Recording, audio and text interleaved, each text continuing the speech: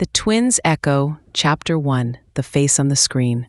The late afternoon sun, a soft golden presence, filtered through the delicate lace curtains of Eleanor Vance's living room in Woodbridge, New Jersey. It cast a warm, comforting glow over the polished antique furniture, each piece a silent testament to a lifetime of memories. At 70, Eleanor was a woman of quiet elegance, her silver hair meticulously styled. Her hands, though now bearing the fine lines of age, still moved with a graceful precision as she raised her teacup to her lips. Her life, since the passing of her beloved husband 5 years prior, had settled into a gentle, predictable rhythm. Her daughter, Claire, 45, a sharp and successful lawyer, lived a mere 20 minutes away, a constant, reassuring presence. Her older son, David, 48, a brilliant but somewhat reserved computer engineer, visited regularly, his analytical mind a steady anchor in their family. Yet, beneath this calm, composed exterior, Eleanor carried a deep, private sorrow, a wound that time, despite its relentless march, had never fully healed. It was the loss of one of her twin sons, a tiny, fragile life that had been declared stillborn 45 years ago. It was a memory she had learned to live with, a silent companion in the chambers of her heart, a ghost that whispered to her in the quietest hours of the night. She had long ago accepted the narrative, the official report, the gentle condolences of family and friends. Her son was gone. That was the immutable truth. She was engrossed in her evening ritual, watching the national news, when the serene tableau of her life was abruptly, violently shattered. The usually calm, measured voice of the news anchor suddenly rose in pitch, imbued with an uncharacteristic urgency. And now we interrupt this broadcast for a breaking story.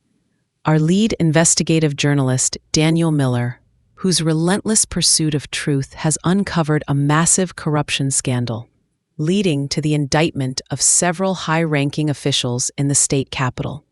Eleanor's gaze, previously unfocused and casual, sharpened. The screen cut to a live feed from a chaotic press conference. A man, tall and resolute, stood before a phalanx of blinding microphones, his face unyielding, his eyes burning with an intense, almost fierce conviction. He spoke with quiet authority, his voice resonating with an undeniable power, articulating complex details with a chilling clarity.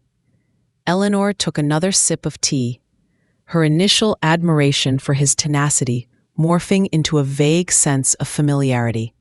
Then, with a sudden, jarring movement, the camera zoomed in, a tight close-up, and in that instant, Eleanor's teacup clattered against the delicate porcelain saucer.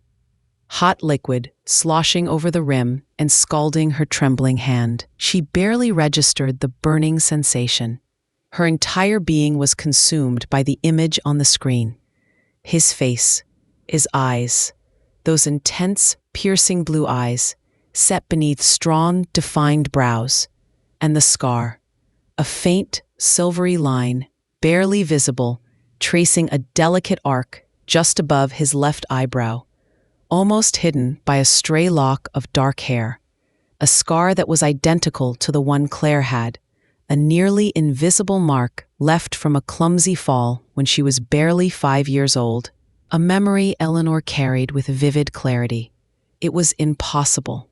Her mind screamed against the undeniable evidence. But there it was. Daniel Miller's face was an uncanny, chilling mirror of her beloved daughter, Claire. The same high cheekbones, the same strong, aristocratic jawline, even the same slight, almost imperceptible tilt to his head when he paused, listening intently to a reporter's question. Her breath hitched, caught in her throat. A cold, visceral wave of recognition, mingled with an unbearable sense of impossibility, washed over her, chilling her to the bone. Daniel Miller, He was Claire, but he was a man, and he was alive. Not a figment of grief, not a trick of the light, but a vibrant, breathing human being, commanding the attention of a nation. 45 years ago, in the bewildering, emotionally charged environment of 1979, Eleanor had given birth to twins. She remembered the blur of pain and joy, the overwhelming sense of vulnerability as a young, unmarried mother in a society that judged and condemned with a swift, merciless hand. Her family, rigid and traditional, had made their disapproval clear, their whispers of scandal a constant oppressive weight. Then, the crushing blow. "I'm so sorry, Mrs. Vance," the doctor had said. His face grave, his voice hushed. The boy, he didn't make it. Complications during birth.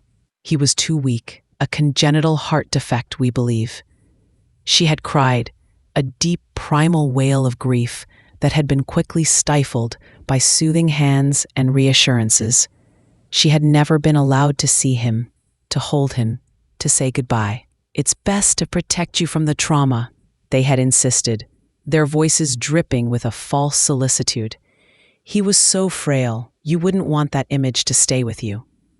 Her family, always concerned with appearances, had quickly taken over, handling all the arrangements, the paperwork, the cremation, the quiet, unspoken dismissal of the tragedy.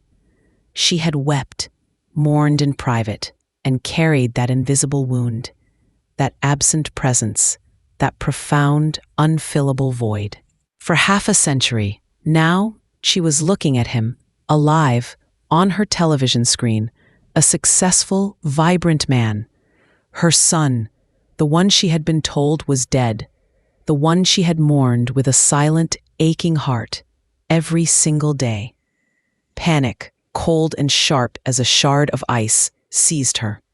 Her heart pounded a frantic, irregular rhythm against her ribs, echoing the frantic pace of her thoughts. This wasn't a coincidence. This wasn't some fleeting resemblance that grief could conjure. This was Daniel, her lost twin. He was alive. He had been alive all this time, and she, Eleanor Vance, had been living a lie.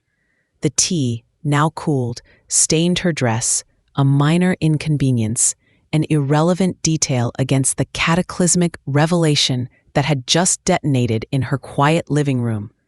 Her world, once so neatly ordered, so carefully constructed on a foundation of accepted sorrow, was now shattered into a million impossible pieces. The ghost she had carried was not a memory, but a living, breathing accusation. Chapter 2: The Unraveling Threads. Eleanor's hands trembled violently as she fumbled for her phone, her mind a chaotic storm of disbelief, shock, and a desperate, illogical hope. She needed Claire, she needed David. They were her anchors, her rational counterpoints. They would be skeptical, of course. They were pragmatic, grounded individuals, not prone to flights of emotional fancy, but they would see it. They would see the undeniable truth that screamed from the television screen. "Claire, you have to turn on the news. Immediately. CNN." Eleanor's voice was high-pitched, thin with barely suppressed hysteria, almost unrecognizable to herself. The years of quiet composure had vanished in an instant. Claire, usually unflappable, was momentarily taken aback by her mother's frantic urgency. "Mom? What's wrong? Are you all right? You sound distraught." It's him. Your brother. He's alive," Eleanor cried, her voice cracking, each word a desperate plea for understanding. A beat of stunned silence on the other end, a pause that stretched into an eternity. Then, Claire's calm, measured voice laced with a new, hesitant concern. "Mom, please, slow down. What on earth are you talking about? What brother?" "The news, a journalist, Daniel Miller. He's you, Claire. He has your eyes, your scar. He's your twin. Your brother." Eleanor's words tumbled out, a torrent of raw, unedited emotion. Sensing the sheer depth of her mother's distress, Claire quickly turned on the television. The image of Daniel Miller filled the screen once more, still speaking with that unwavering conviction. Claire's initial skepticism crumbled, replaced by a slow gasp that escaped her lips. Her eyes, so like her mother's, widened in shock. "Mom, oh my God, you're right. The resemblance, it's uncanny. Who is he?" Moments later, David, ever the analytical and precise problem solver, was on a three-way call. His voice, a steadying presence amidst the rising tide of emotion. He pulled up the news report on his tablet, pausing it, zooming in on Daniel Miller's face, then Claire's. He compared them side by side, his usual clinical detachment momentarily abandoned. "The scar? It's identical, Mom. The exact same shape, the same position. And the bone structure, the same as Claire's. Even the way his left eyebrow arches when he emphasizes a point. This isn't a coincidence. Not at all. There's something profoundly wrong here." Eleanor, bolstered by her children's reactions, their pragmatic acceptance of the impossible, began to recount the story of her twins' birth in 1979. Her voice, though still trembling, gained strength as she delved into the buried memories.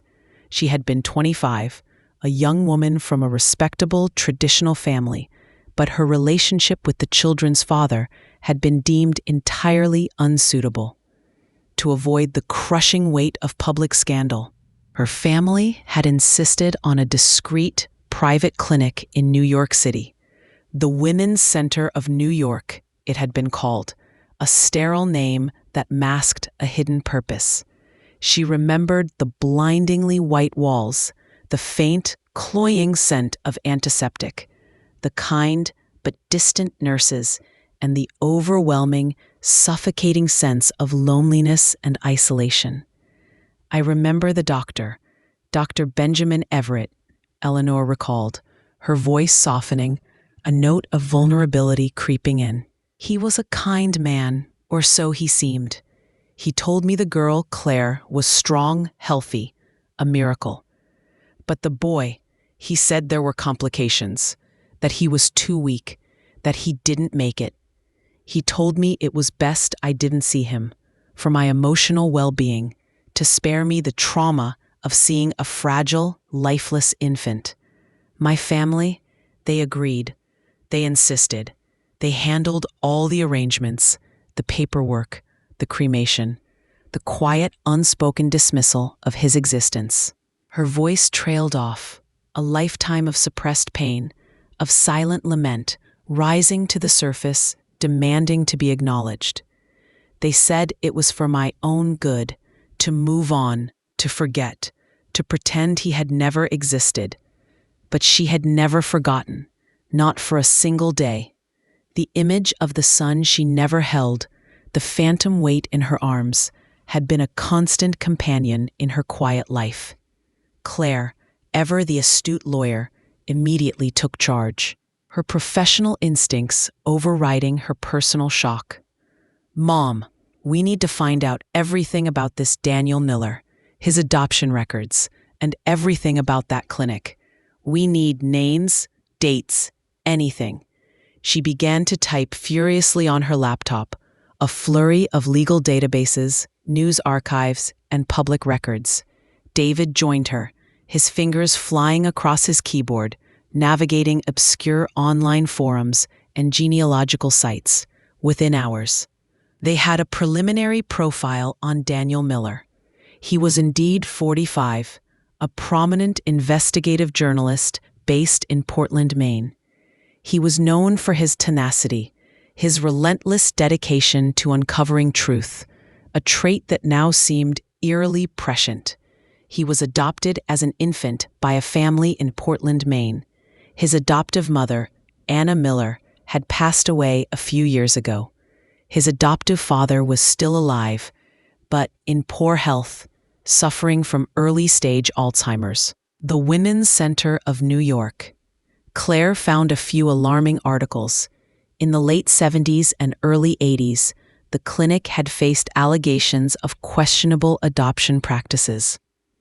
Whispers of baby selling and secret adoptions for desperate wealthy families seeking to quickly acquire infants, or for embarrassed families looking to discreetly dispose of unwanted pregnancies. The director at the time was a man named Emmanuel Stone, a shadowy figure whose name resurfaced in several sealed court documents. The clinic had eventually closed down in the late 1980s amidst a cloud of unanswered questions, hushed legal battles, and lingering rumors of dark dealings. "Mom," Claire said, her voice grim, reading from a digitized newspaper clipping. "This is starting to look like something far more sinister than a simple medical tragedy or a misunderstanding. It sounds like your family, or at least someone associated with them, might have been involved in a forced adoption. You were told your son died, but he was probably sold, disposed of, to save face." The word hung in the air, cold and brutal, a stark indictment. Sold, her son, her tiny, innocent baby, a pawn in a callous game of social respectability. The decades of grief, the quiet sorrow for her lost son, were now replaced by a burning, incandescent rage. A rage for the truth, for the son who had been stolen.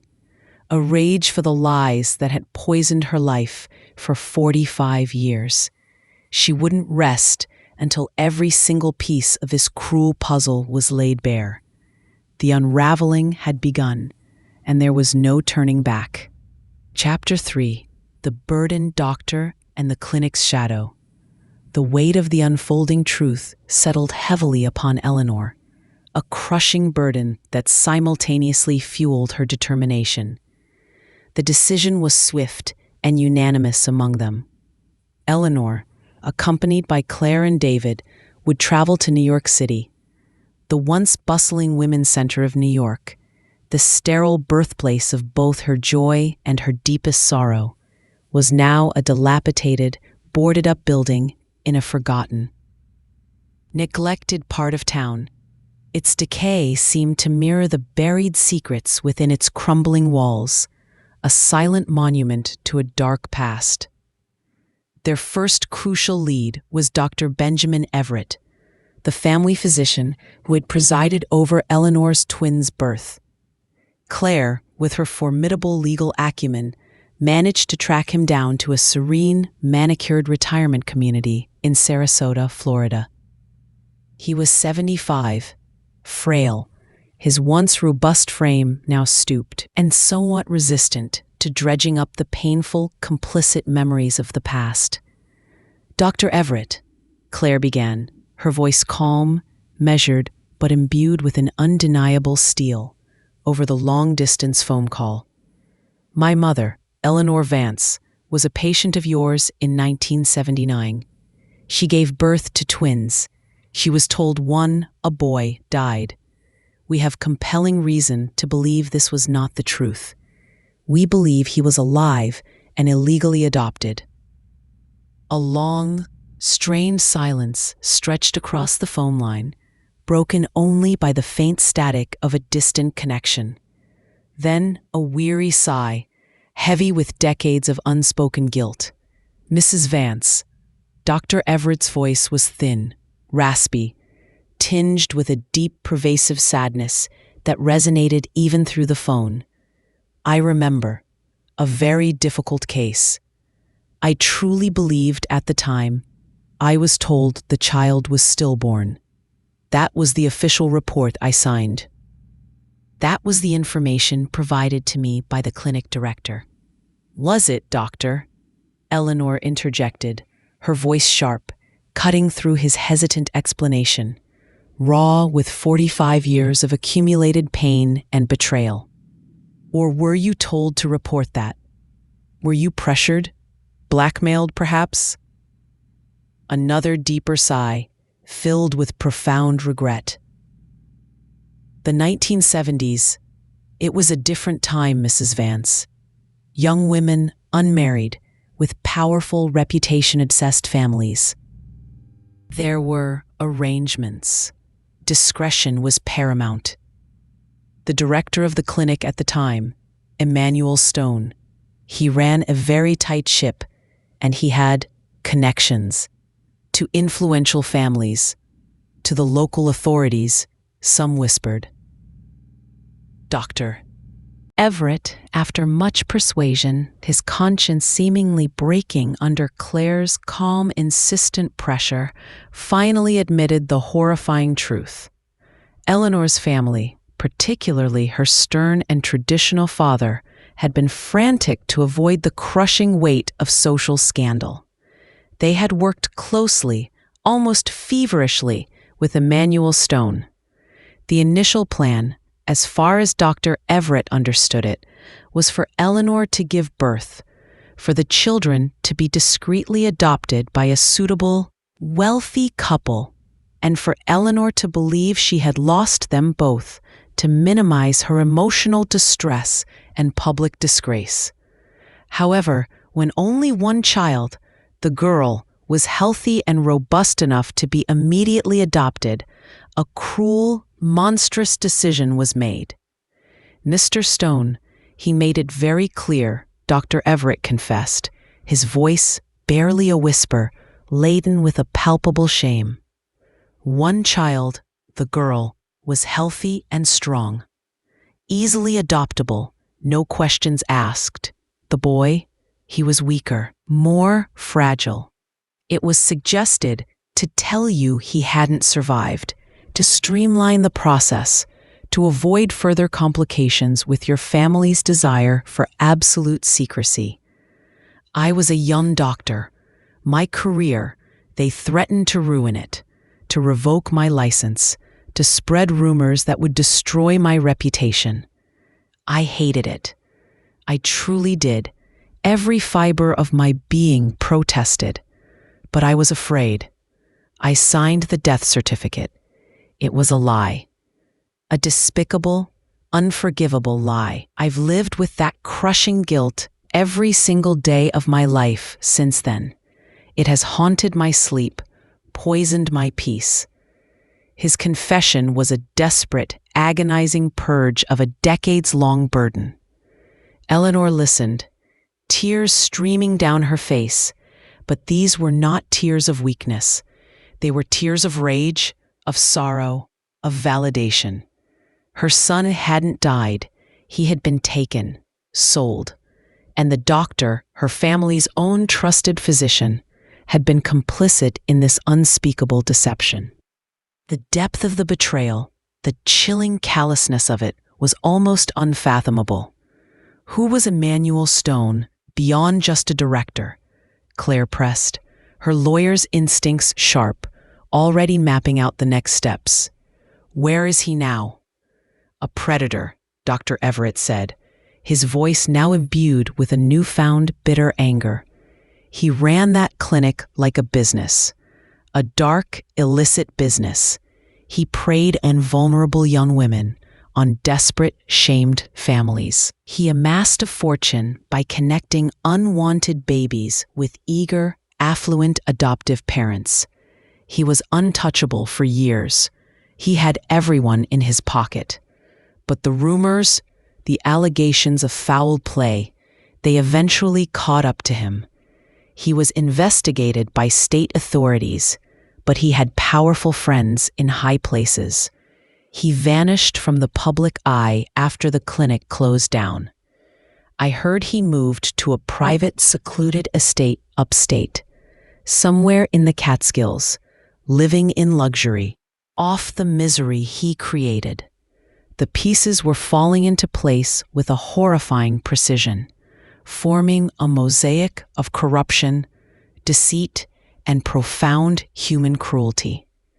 Eleanor's own family, obsessed with appearances and social standing, had indirectly enabled this monstrous lie, prioritizing their reputation over her maternal bond, over the very life of her son.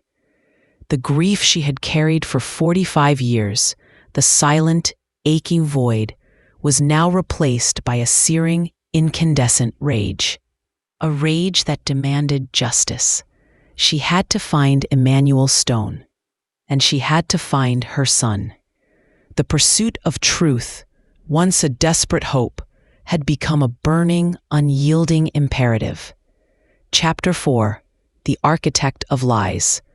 The trail to Emmanuel Stone, a man who had spun a web of deceit for decades, led them hundreds of miles north from New York City, deep into the secluded, verdant heart of the Catskill Mountains. His current residence was a stark, almost grotesque contrast to the dilapidated clinic he once ran. It was an opulent, sprawling estate, hidden behind a formidable, wrought iron gate and a long, winding driveway.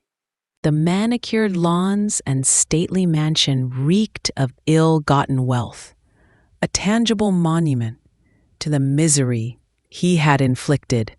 He was 80 now, a shadow of his former formidable self, confined to a motorized wheelchair, his once sharp eyes clouded by age and the creeping tendrils of a debilitating illness. But his arrogance, a defiant, almost pathological sense of self-preservation, remained intact, a chilling testament to his unrepentant nature. Claire, ever the formidable advocate, her legal training a sharp weapon, led the confrontation. She laid out the evidence they had meticulously gathered. Dr. Everett's agonizing confession, the clinic's suspicious, incomplete records from 1979, the irrefutable resemblance between Claire and Daniel Miller. Each piece of evidence was a meticulously placed brick in the wall of truth they were building around him. Emmanuel Stone, initially dismissive, his voice raspy and thin with manufactured indignation, became visibly agitated under Claire's relentless, precise questioning. "I don't know what you're talking about," he croaked, his hands trembling slightly on the armrests of his chair. "That clinic followed all proper procedures. We provided a valuable, discreet service to those in need." "A valuable service for your bank account, perhaps," Claire retorted, her voice cutting through his bluster like a surgical knife. "You told Eleanor Vance her son died. You sold him. You profited from her pain, from her family's shame. You ran a baby-selling ring, Mr. Stone, disguised as a philanthropic endeavor." Stone's face contorted, a mask of righteous indignation twisting into something ugly. The Vance family, they wanted discretion. They wanted the problem handled. They wanted to avoid scandal at all costs. They were desperate. And the adoptive parents, they were desperate for a child. I simply facilitated. I provided a solution to a delicate situation, a mutually beneficial arrangement. A solution that involved stealing a healthy baby and telling a grieving mother he was dead? Eleanor interjected, her voice trembling with barely suppressed fury, her composure finally shattering under the weight of his callousness. "You lied to me. You stole my son. You robbed me of 45 years of his life. How could you do something so monstrous?" Stone looked away, a flicker of something almost akin to discomfort, perhaps even a sliver of fear, crossing his features. He dabbed at his brow with a silk handkerchief. It was the times, the social pressures. Unwed mothers faced public scorn. Families were ashamed. We did what was necessary to preserve their reputations, to preserve order. "Necessary for whom?" Claire pressed, her voice rising, a sharp counterpoint to Eleanor's emotional outburst. For your pocket, Mr. Stone. For wealthy families to maintain a facade of respectability at the unimaginable cost of human lives, of a mother's agony, of a child's true identity. Finally, under the sheer, unyielding weight of Claire's pressure, of Eleanor's raw, palpable pain, Emmanuel Stone broke. His carefully constructed facade of arrogance crumbled, revealing the core of his callous self-interest. He admitted it. The boy, Eleanor's son, had been strong, healthy, a perfectly viable infant. He had been quietly transferred to another private facility, a holding place, then sold through an informal, highly secretive network to a wealthy, childless couple from Portland, Maine, Anna and George Miller. Anna, the adoptive mother, had insisted on absolute discretion, terrified of being exposed for paying a substantial sum for a child outside official channels. Stone had been paid a substantial sum by Eleanor's family for the discreet handling of the situation, and an additional, equally substantial sum by the Millers for the private adoption. I did what they wanted, Stone mumbled, his voice now weak, devoid of its earlier bluster. They paid, I delivered. It was a business arrangement. Nothing more. Nothing less. The admission hung in the opulent air, a final, sickening confirmation of the monstrous truth. The betrayal was complete, profound. Eleanor's own family, her father, obsessed with appearances and social standing, had indirectly enabled this unspeakable lie, collaborating with a criminal to prioritize their social standing over her maternal bond, over the very life of her son. The grief she had carried for 45 years, the silent, aching void for a son she believed dead, transformed into a searing indictment of the society that had fostered such cold-blooded transactions, such profound moral rot. Meanwhile, unbeknownst to Eleanor and her children, a parallel investigation was drawing to a close hundreds of miles away in Maine. Daniel Miller, the investigative journalist, driven by a deep-seated feeling of a missing piece in his own life, had long suspected he was adopted. His adoptive mother, Anna Miller, had been a kind, loving woman, but perpetually anxious, often hinting at a secret she carried, a burden that seemed to weigh heavily on her heart. Before her death a few years prior, she had given Daniel a sealed letter, an instruction to be opened only after her passing. In the letter, she confessed, he was adopted. She mentioned a private adoption, a clandestine network, and hinted that his biological mother was from New York, and that he was part of a twin birth. She wrote of her guilt, of the secrecy she had been sworn to, and her desperate hope that one day he would find his truth, his real family. Daniel was now using his formidable investigative skills to meticulously trace his origins, digging through old records, cross-referencing names, and connecting disparate fragments of information. He was getting closer. Closer than he or Eleanor could ever have imagined. The unseen thread of destiny was drawing them irrevocably together. Chapter 5. The unseen thread tightens. The confession from Emmanuel Stone was the final devastating piece of the puzzle. Eleanor and Claire now possessed irrefutable proof. They had the names of Daniel Miller's adoptive parents, Anna and George Miller. The details of the illicit transaction, the cold, clinical exchange of a human life for social convenience and profit, reverberated through Eleanor's very soul.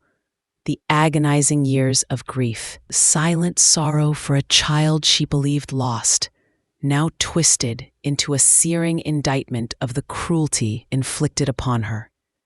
Eleanor sat in her living room, the quiet solace of her home now feeling like a hollow echo of a life built on a lie. She clutched the enhanced photograph of Daniel Miller, the image from the news report. He looked so much like Claire. He looked so much like her, a younger, more vibrant reflection of her own features. A lifetime of missed moments, of unspoken love, of a maternal bond brutally severed, stretched before her, a vast, unbridgeable chasm. The years of quiet mourning for a child she believed lost now felt like a cruel cosmic joke, a monstrous deception. "Mom," Claire said softly, her voice filled with a profound empathy, sitting beside Eleanor, taking her trembling hand. "We have to contact him. He deserves to know. You deserve to know. This is your chance, his chance, to heal." David, ever the practical and efficient one, had already begun drafting an email.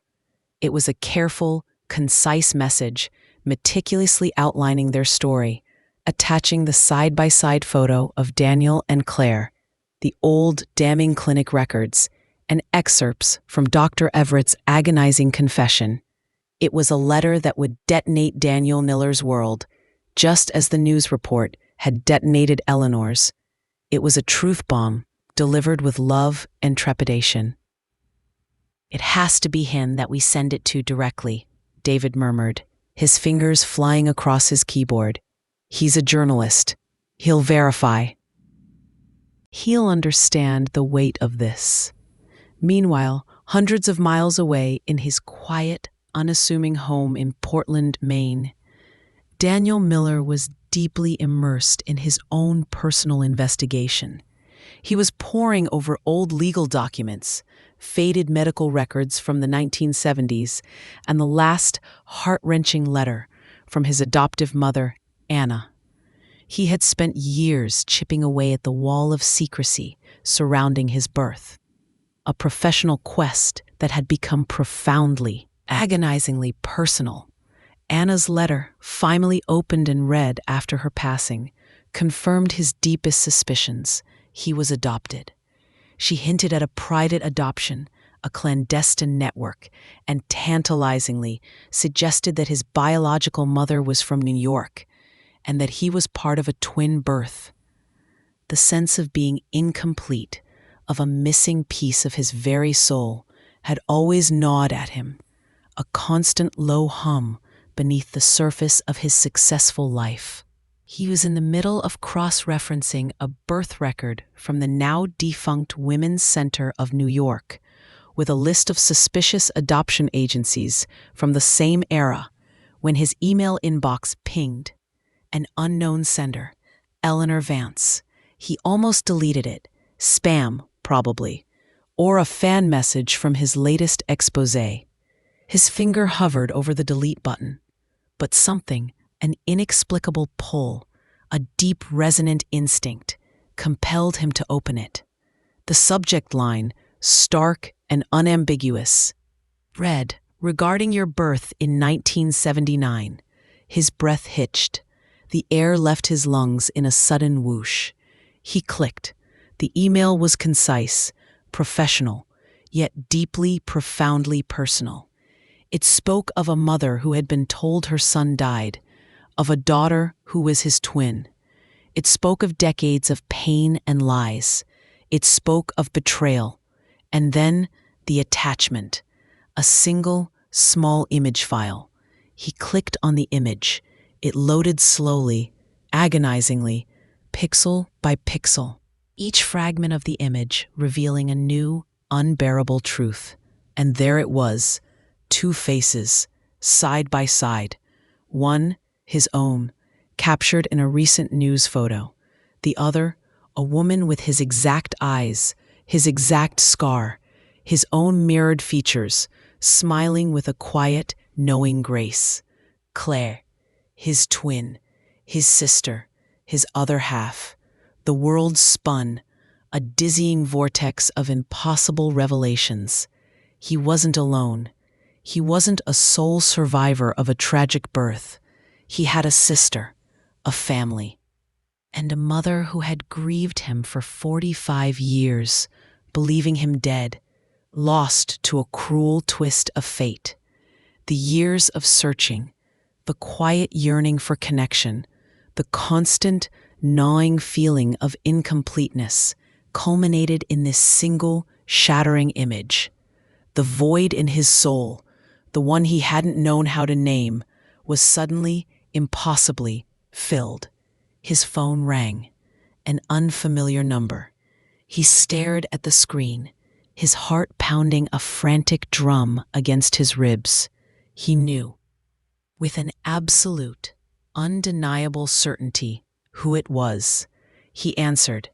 "Daniel?" A soft, trembling voice on the other end, fragile yet resolute. "This is Eleanor Vance, your mother." A choked sob escaped him, a sound he hadn't made since his adoptive mother's passing. "Mom?" he whispered, the single word carrying 45 years of unspoken longing, of questions, of a love denied.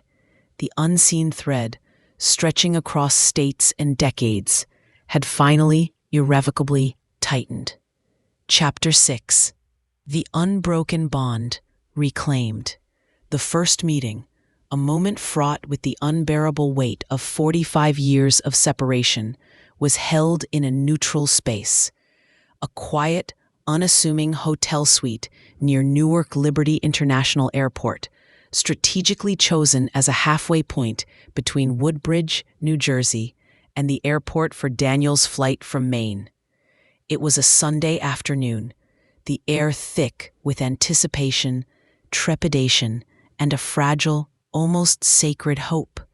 Eleanor, her heart pounding a frantic, irregular rhythm against her ribs, stood by the window, her gaze fixed on the arrivals door of the hotel lobby below, a mix of terror and exhilarating hope warring within her. Claire and David stood close by, their hands intertwined, a silent show of unwavering support, their own emotions raw and exposed. Then he walked in, Daniel Miller. He was taller than he appeared on screen, his presence commanding, his shoulders broad. He carried a carry-on bag, a worn leather journal tucked under his arm.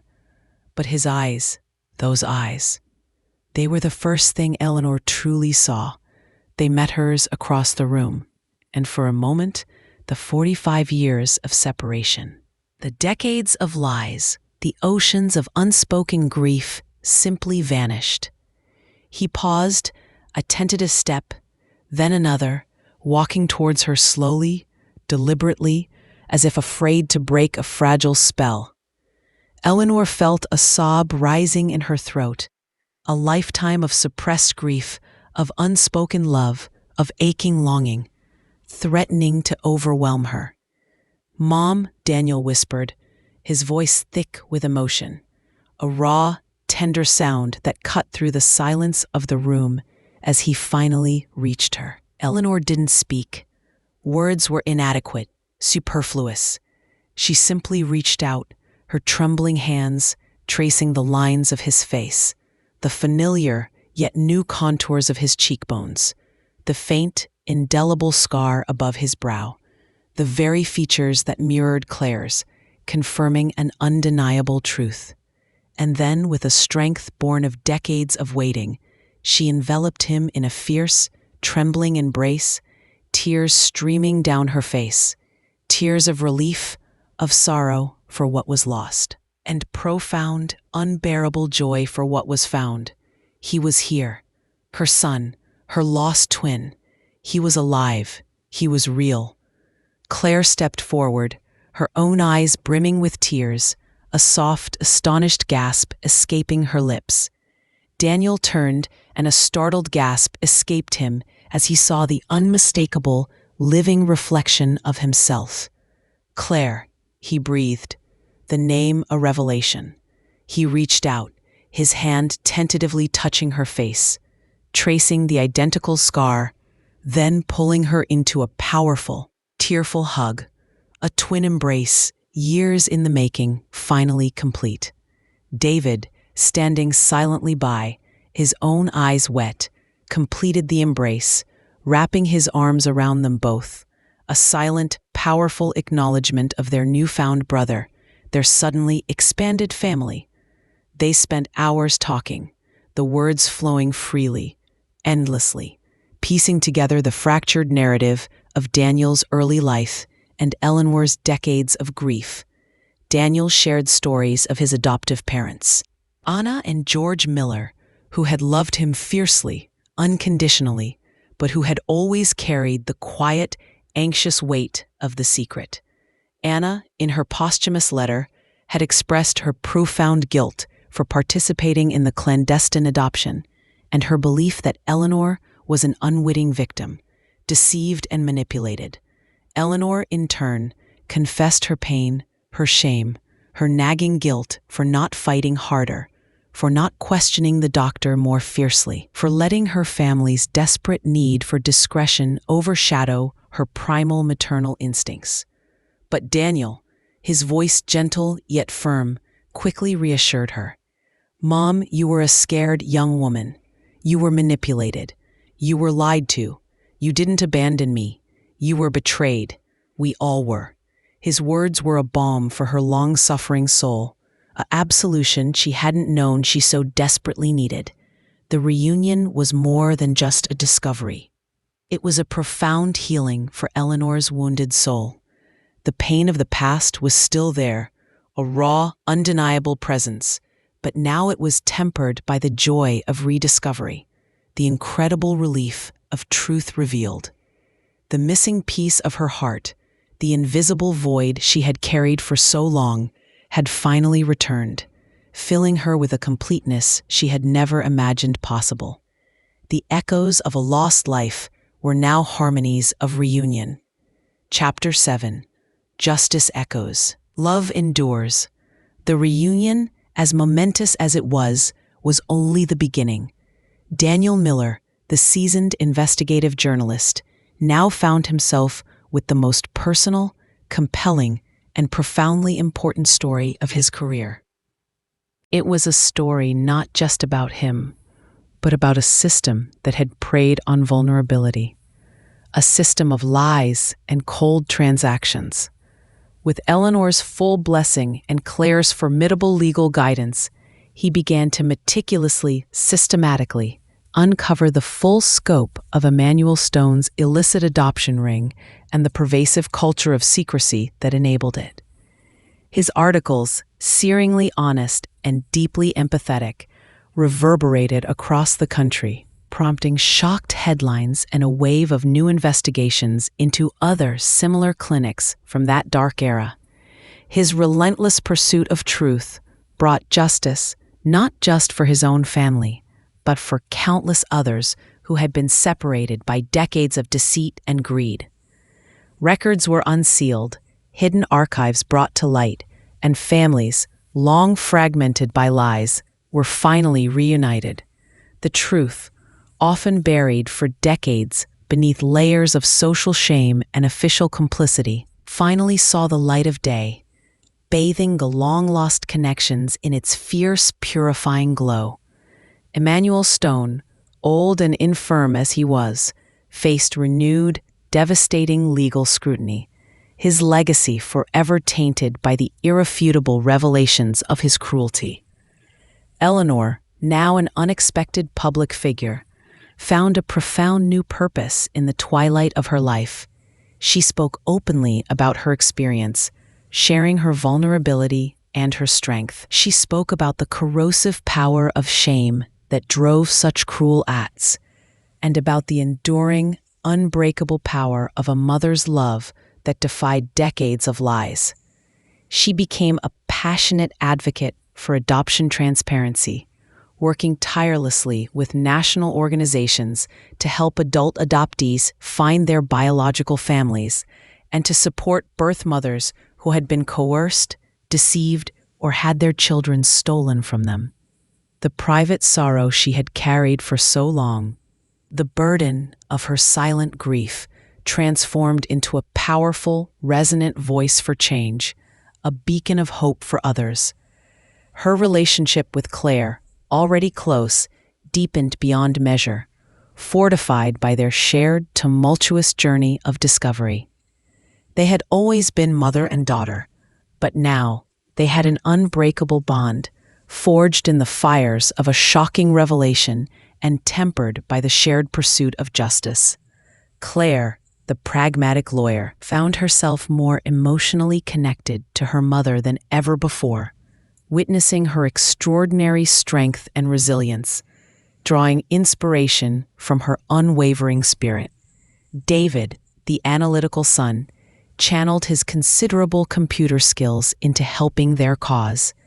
He set up secure online databases and communication channels for families seeking answers, working with genealogists and private investigators to connect more threads in the vast, tangled web of illegal adoptions. The entire ordeal, though excruciatingly painful, had brought the family closer, creating a new, stronger unit, bound not just by blood, but by shared purpose, an unwavering commitment to truth, and an overflowing, rediscovered love. Eleanor often reflected on the complex web of shame, societal pressure, and individual ambition that had led to her decades of separation from Daniel. She recognized the immense pressure her own family had faced, the desperation to maintain appearances in a rigid, unforgiving society. While she couldn't fully forgive them for their complicity, she understood the context, the fear that had driven them to such extreme, abhorrent measures. Her focus, however, remained firmly on the present, on the precious second chance she had been given with Daniel, on the joy of his presence in her life. She learned about Daniel's life in Maine, his vibrant career, his interests, the people who had shaped him. She met George Miller, his adoptive father, a kind, gentle man who, though still burdened by the secrecy of the adoption, expressed genuine remorse for his part in the deception and profound joy at Daniel's reunion with his biological family. It was a complex, beautiful tapestry of forgiveness and understanding. The scar above Daniel's eyebrow, once a source of chilling recognition on a television screen, became a powerful symbol of their shared history, a testament to the unbreakable thread of connection that had defied 45 years of lies and separation. It was a tangible mark of his twin bond with Claire, a silent, living confirmation of the truth that had finally emerged from the shadows. Eleanor Vance, the quiet, elegant woman from Woodbridge, New Jersey, had not only found her lost son. In doing so, she had found a profound healing, a renewed sense of purpose, and a family made whole again.